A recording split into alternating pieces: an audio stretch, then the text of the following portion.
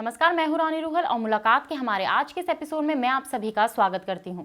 आज इस एपिसोड में हमारे साथ बातचीत के लिए मौजूद हैं पोपट राव पवार जी, जो कि हिवरे बाजार से सरपंच हैं। पवार जी, आपका बहुत बहुत स्वागत।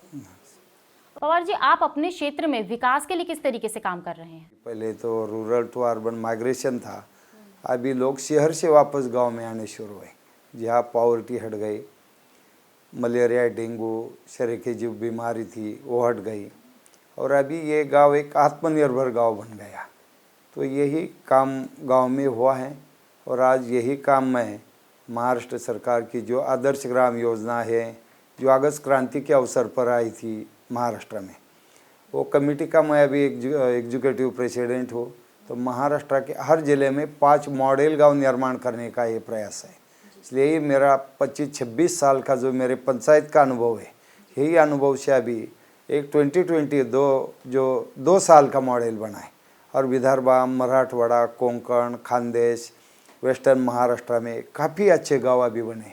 तो जो हिवरे बाजार हो या रालेगांव सिद्धि, उनसे बढ़िया और गांव का निर्माण अभी वहाँ पर हो रहा। मोदी सरकार जो है वो काफ़ी सारी स्कीम्स लॉन्च कर रही है, स्पेशली अगर हम बात करें रूरल एरिया की, तो वो स्कीम्स आप लोगों तक किस तरीके से पहुंचा रहे हैं? ये है कि पहली बार ये हुआ है कि पंचायत को 100% फंड जो 14 फाइनेंस कमीशन है उससे पंचायत को गए और ग्राम सभा थ्रू वो प्लान करना है।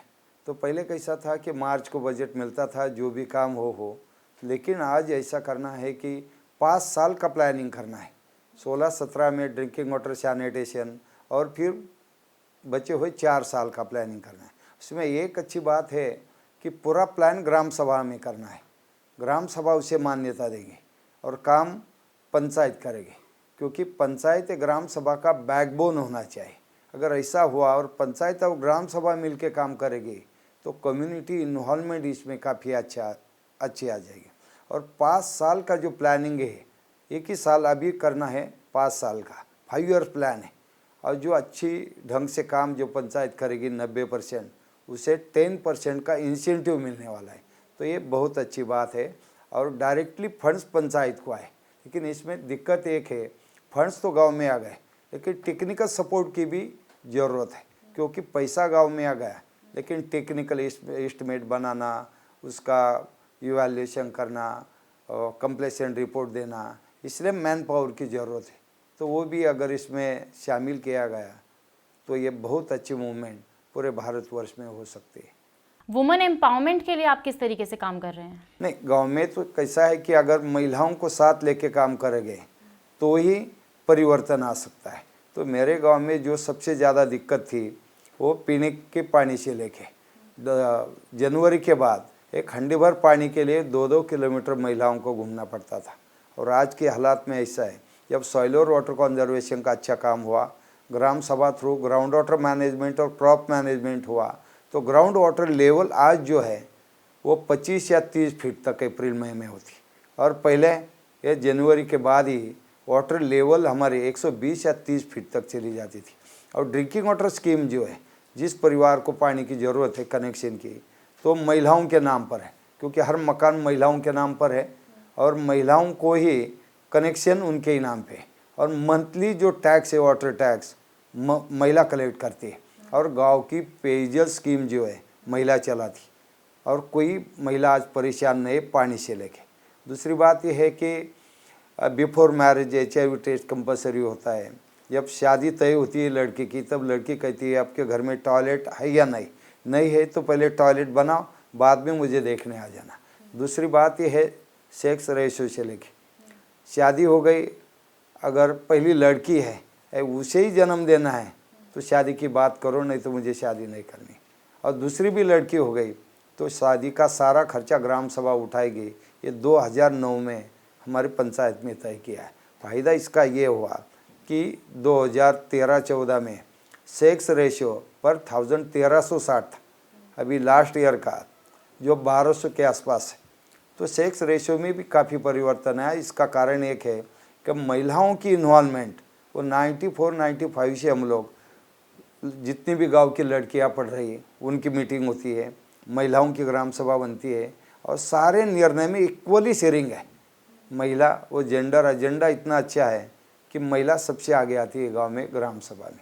श्रमदान हो, हेल्थ से लेके कुछ हो, ड्रिंकिंग वाटर से लेके है, या डोमेस्टिक वायलेंस के बारे में कुछ थोड़ा बहुत भी है तो महिला बहुत सजग होती है।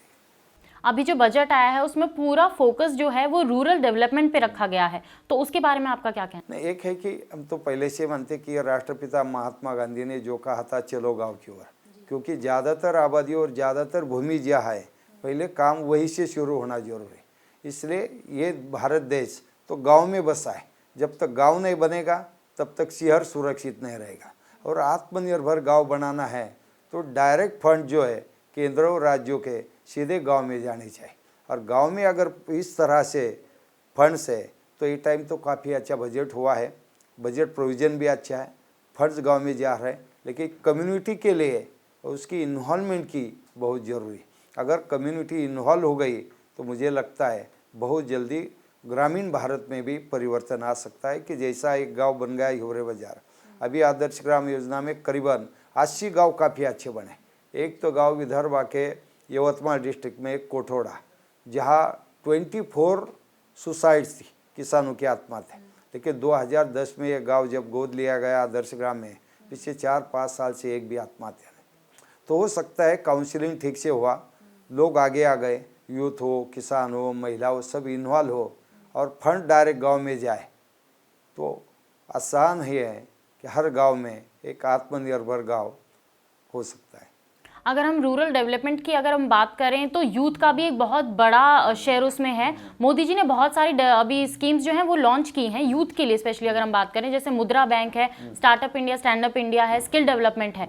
तो आप अपने क्षेत्र में इन स्कीम्स को कैसे लेके जा रहे हैं? हमारा गांव और 100 गांव में कि जो भी केंद्र सरकार के युवा के लिए स्कीम है स्किल डेवलपमेंट की, किस तरह छोटे छोटे गुट बनाए जाए, चाहे लड़कियां हो लड़के हो, और उनको छोटे छोटे ट्रेनिंग देने के और वैल्यू एडिशन करके एग्रीकल्चर प्रोड्यूस हो, क्योंकि एग्रीकल्चर के लिए भी काफ़ी अच्छा प्रावधान उसमें है, जैसा नेचुरल फार्मिंग है। क्योंकि फ्यूचर में सबसे ज़्यादा प्रॉब्लम हेल्थ के, हम तो ज़्यादा किसानी कर रहे हैं, केमिकल फर्टिलाइज़र पेस्टिसाइड यूज़ कर रहे हैं। लेकिन जिस तरह से ये बजट में नेचुरल फार्मिंग के लिए प्रोविज़न हुई है, इसका फ़ायदा ये होगा कि हमारे हेल्थ के जो प्रॉब्लम फ्यूचर में तो वो प्रॉब्लम नहीं आएंगे। इसलिए जो यूथ है वो यूथ को वो किसानी की ओर कैसे बढ़ोतरी मिले, इस तरह से हम लोग इसका प्लानिंग कर रहे हैं। अभी जैसे आपने हेल्थ की बात की, तो हेल्थ प्रॉब्लम्स होने का एक बहुत बड़ा रीज़न जो है वो स्वच्छता भी है। तो मोदी जी ने एक स्कीम भी इसके लिए लॉन्च की कि स्वच्छ भारत अभियान, तो उसको आप अपने क्षेत्र में किस तरीके से आगे बढ़ा रहे हैं? नहीं, ये तो बहुत अच्छी, क्योंकि हिवरे बाजार एक ऐसा गाँव जो 89 से स्वच्छता का काम कर रहा। 92 में 100% टॉयलेट हमने बनवाए, और आज वो गाँव ऐसा है कि ओपन डेफिकेशन फ्री विलेज बन गया। टॉयलेट बैकवर्ड कम्युनिटी के लोग भी गवर्नमेंट का इंतजार नहीं करते, खुद के पैसे से उन्होंने टॉयलेट बनवाए। आज वहाँ मलेरिया नहीं, डेंगू नहीं, चिकुनगुनिया नहीं, और इतना नहीं कि एक मच्छर दिखाओ 100 रुपये ले लो, ये हमारा नारा हो गया। इसका कारण ये है कि स्वच्छता बहुत इम्पोर्टेंट है। जो किसानी के बाद मार्केट में क्या मिलेगा क्या नहीं, लेकिन कोई गलत आदत है जैसा शराब पीना, गुटखा खाना और टॉयलेट नहीं है, इसके कारण ज़्यादातर खर्च लोगों का हेल्थ और वो ड्रिंक्स और इसके ऊपर होता है। तो खुशी इस बात की हो गई कि जब प्रधानमंत्री जी देश के ये कहते कि स्वच्छ भारत और व्यसन मुक्त भारत, मुझे लगता है कि ये बहुत बड़ी बात है।